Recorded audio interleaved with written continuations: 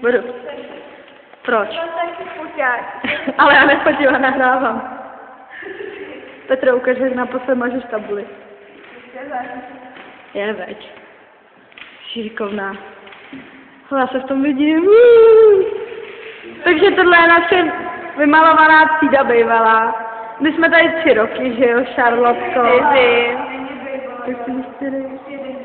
6., 7., 8., 9., ty debila. 6, 7, 8. Teď si pěkně ukázat, že nemůžu počítat.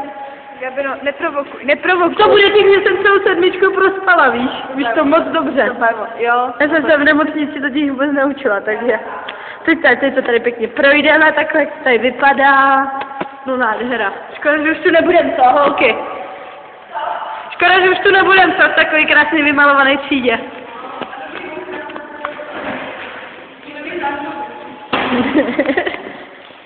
Já bych tu chtěla ještě být. Co ty, Charlotte? Něco dojemného, šu. Já bych tady taky ještě chtěla. A co vy? A co vy? A co, jaká je otázka? Jestli bys tu ještě chtěla být? Ani ne, protože to nebaví. Aha. Tak to bylo velice upřímné. A co ty, Petro? No, já si myslím, že... Jo? Bez komentáře. Tak to jo.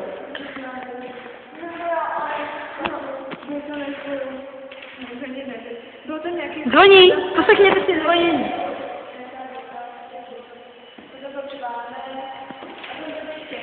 Jdem poslouchat blíž. Na chodbu. No už to skončilo. Tak to byla balada, prosím, to byla klasika, kterou jsme slyšávali celých 9 let. Škoda, že už je konec, co, holky? Já bych do prdele, sakra. Škoda, že už je konec, a ty všichni říkáš, že to je pryč a myslíte si, že je konec, ale to je konec. Je konec, ne?